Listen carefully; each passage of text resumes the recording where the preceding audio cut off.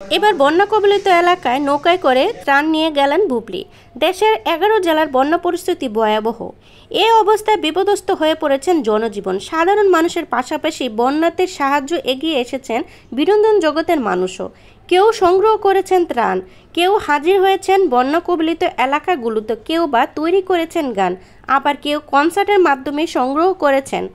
বিনোদন জগতের অন্য সবার মতো বন্যার্থীদের পাশে দাঁড়িয়েছেন চিত্রনায়িকা শবনম বুবলি। বন্যা কবলিত এলাকায় নৌকায় করে ত্রাণ নিয়ে গেলেন বুবলি।